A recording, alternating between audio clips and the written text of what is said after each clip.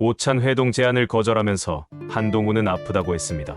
총선을 치르고 차기 주자로 굳건해지는 대신에 내각에 다시 들어가기조차 어려워진 너덜너덜해진 윤석열의 아바타 한동훈.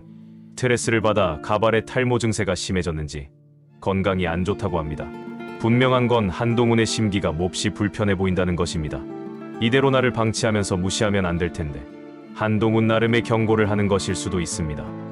예상치 못하게 거절당하자 윤석열이 당황했나 봅니다. 한동훈이 초청을 거절하자 대통령실이 존칭을 쓰면서 늦게라도 반드시 모신다며 달래고 있습니다. 윤석열과 한동훈은 어떤 사이일까요?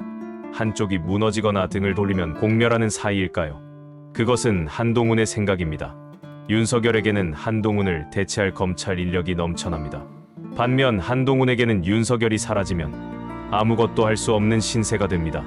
만약 조국 대표처럼 한동훈 자녀의 입시 문제를 털어버리면 한동훈은 지옥이 뭔지 경험하게 될 것입니다. 두 사람의 관계가 그쯤이 되면 보수 언론들도 한동훈을 앞다투어 반론도 못하게 매장시킬 것입니다. 윤석열은 행여나 한동훈이 같이 죽자고 덤빌까? 그 정도가 우려되어 챙겨주는 것입니다. 자신이 얻은 것이 아닌데 총선을 치르면서 한동훈은 지지 세력을 얻었다고 생각합니다. 윤석열이 지지는 아니더라도 회방만 놓지 않는다면 자신을 바라고 열광하는 세력이 상당해서 국민의힘에서 대표직을 도모할 수 있고 해볼 수 있다는 이상한 자신감이 만들어졌습니다. 윤석열 대안으로 국민의힘 지지층은 자신을 원한다고 믿고 있습니다. 윤석열이 더 이상 필요하지 않은 한동훈, 사실 이런 모습이 기정사실화될까봐 임기가 3년이나 남은 윤석열이 한동훈을 더 키울 수 없는 이유이기도 합니다. 한동훈이 생각하는 유일한 걸림돌은 윤석열이 자신을 반대하면서 다른 사람을 미는 것입니다. 레임덕이다, 데드덕이다 해도 검찰이 등 돌리지 않는 한 윤석열의 의중은 국민의힘에 절대적입니다. 거절 의사 표시로 불쾌감을 드러낸 한동훈. 윤석열과 함께하는 동안에 대등하지는 않았어도 현재 시점에서는 윤석열 부부에게 존중받는 동반자 정도는 됐다고 총선을 마친 한동훈은 생각했을 것입니다. 비대위원장이 되고 이런저런 일을 겪고 총선 참패 후 존재감 없이 사라져가는 자신을 보면서 윤석열과 함께한 굴곡진 그동안의 세월이 그저 똘마니에 불과한 세월이었다 알게 된 듯합니다. 법무부 장관에서 비대위원장으로 가라고 할 때 총선 이후 국민의힘 당 대표직으로 자연스럽게 옮겨가라는 달콤한 약속도 있었을 것으로 보입니다. 총선이 끝나고 국민의힘에서 차기 지도부 구성 이야기가 한창이지만 대통령실에서 어떤 언급도 없으니 심기가 복잡할 것입니다. 당대표직이 아니면 한동훈이 갈만한 자리가 감사원장 정도밖에 없는데 나름 차기 주자를 확신했던 한동훈 입장에서 감사원장 자리 정도는 성에 찰 리가 없습니다. 총선에서 윤석열은 도움이 되지 않았고 더군다나 한동훈을 맹비난하고 있는 홍준표를 윤석열은 총선이 끝나자마자 보란듯이 4시간이나 만났습니다. 장제원이 비서실장으로 거명되는 상황은 윤석열과 자신 사이에 거대한 벽이 세워지는 것이어서 실현될 경우 한동훈에게 악몽과 같아집니다. 국민의힘 내부에서도 그렇고 거론되는 총리나 비서실장이나 당대표 어디에도 한동훈이란 이름은 철저히 무시되고 있습니다. 대통령실 발로 한동훈이란 이름이 들려오지 않습니다. 예전의 기억을 살려 화환을 줄지어 세워놨는데도 국민의힘도 언론도 반응이 시큰둥합니다. 윤석열이 검찰총장으로 있을 때 대규모 화환은 처음 보는 장면이어서 커다란 이슈가 되었습니다. 화환에 적힌 글씨체가 동일한 것을 보면 누군가가 꽃집 한 곳에 대량 발주했음을 알려줍니다. 예전의 화환과 글씨체도 동일하고 보냈다는 이들의 면면도 동일합니다. 만약에 한동훈이 비대위원장이 아니라 총선 참패 후에 국민의힘으로 왔다면 한동훈 개인이나 국민의힘에게도 나왔을 것입니다. 한동훈의 능력으로는 108석 이 정도가 한계입니다. 스스로 뭔가 할 수 있을 것 같으면서도 윤석열에게 기대지 않으면 아무것도 할 수 없는 한동훈.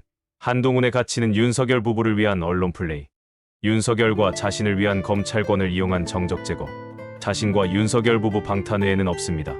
야당의 파상 공세를 막으면서 윤석열과 김건희는 물론 자신까지 방탄에 성공하려면 효과적인 언론 플레이가 필요하고 한동훈 자신이 그 분야에서 가장 적임자라 생각합니다. 윤석열이 이런 자신을 버리지 못할 것이라 확신했을 것입니다. 한동훈의 이런 믿음이 흔들리니 몸이 안 아플 수가 없습니다. 총선이 끝나면 자신의 지위가 당대표로 격상될 것이라 생각했지만 국민의힘 당원들에게 45% 정도 전폭적 지지를 받고 있지만 대통령실에서 아무런 언급이 없으니 답답하기만 합니다. 윤석열의 초청을 거절한 것은 앙탈 같은 몸부림입니다. 당일도 아니고 3일 전에 초청했는데 평소에 중한 지병이 있던 사람도 아니고 3일 뒤에도 아플 예정이니 못 간다는 건 누가 들어도 말이 안 되는 사유입니다. 자신이 초청에 응할 만큼 확실하게 정리해달라는 한동훈의 메시지 같습니다. 그것이 아니라면 침몰하는 윤석열이라는 데에 탑승하는 대신에 자신의 살기를 찾는 고민을 하고 있는 것이라 생각됩니다. 한동훈은 조국혁신당 1호 법안을 너무 쉽게 생각하고 있습니다. 만약 22대 국회가 개원되고 한동훈이 국민의힘 당대표가 된다면 국민의힘은 이탈표 없이 한동훈 방탄으로 22대 국회를 시작해야 합니다. 윤석열 방탄, 김건희 방탄, 한동훈 방탄, 최상병 특검을 비롯한 거부권을 남발한 특검들도 방탄해야 하고 탄핵당하지 않아도 윤석열 3년은 방탄하다가 세월 다 지나갑니다. 22대 국회가 개원하면 어차피 윤석열은 한동훈을 지킬 수 없습니다. 한동훈도 검찰도 윤석열 부부를 지킬 수 없습니다. 윤석열 대통령이 한동훈 전 국민의힘 비상대책위원장을 비롯한 한동훈 비대위 소속 인사들의 오찬 회동을 제안했지만 한 전 위원장이 불참 의사를 밝힌 것으로 알려졌습니다. 한동훈 전 위원장은 지금은 건강상 이유로 참석하기 어렵다며 정중히 거절 의사를 밝힌 것으로 전해졌습니다. 자신을 거세게 비난하고 있는 홍준표를 먼저 만났으니 한동훈이 거절할 만도 합니다. 한동훈에게 윤석열이 줄 수 있는 당근이 뭐가 있을까요? 총리직은 국회 승인이 필요하니 불가능에 가깝고 법무수석실을 만든다고 하니 그곳을 제안하거나 감사원장 자리 정도 외에는 보이지 않습니다. 하나가 더 있긴 합니다. 호주 대사 자리가 공석입니다. 특검도 피할 겸 미리 도주하는 것도 당대표직을 밀어주기에는 윤석열에게 부담이 너무 큽니다. 이대로 한동훈을 팽시키기에는 한동훈이 어디로 튈지 몰라 그것도 부담이 됩니다. 검찰을 이용해 제거할 수 있지만 검찰이 동요할 것이 뻔해 그것은 어렵습니다. 앞서 국민의힘 정의용 수석대변인은 오늘 언론 공지를 통해 윤재욱 당대표 권한대행은 지난 19일 대통령실로부터 한동훈 비대위와의 오찬을 제안받은 바 있지만 일정은 확정되지 않았다고 밝혔습니다. 대통령실은 이관섭 대통령 비서실장을 통해 지난 19일 한 전 위원장에게도 직접 연락해 오찬을 제안한 것으로 알려졌습니다. 한 대통령실 고위 관계자는 대통령이 총선을 치렀던 당 비대위와 선거 후 만나는 것은 당연한 일이라고 말했습니다. 여권 관계자들에 따르면 대통령실에서 제안한 비대위 오찬 날짜는 오는 22일이었습니다. 그러나 한 전 위원장의 거절에 따라 당분간은 윤 대통령과 한동훈 비대위 인사들의 오찬 회동이 성사되기는 어렵게 된 것으로 보입니다. 대통령실도 건강상 이유로 참석이 어렵다는 뜻을 밝힌 한 전 위원장을 제외한 채 만나는 방식을 선호하지는 않는 것으로 전해졌습니다. 대통령실 고위 관계자는 한 위원장 건강이 회복되고 만나면 된다며 한 위원장은 꼭 모셔야 한다고 말했습니다.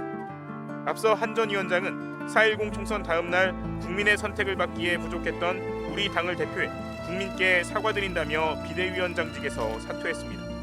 그리고 지난 16일 윤 대통령은 총선 참패 후 연일 한동훈 책임론을 주장했던 홍준표 대구시장을 불러 만찬을 가진 바 있습니다. 국민의힘 의원들이 그 정도로 멍청하다 생각하지는 않지만 저는 한동훈이 국민의힘 대표가 되었으면 좋겠습니다. 오늘 영상은 여기까지입니다.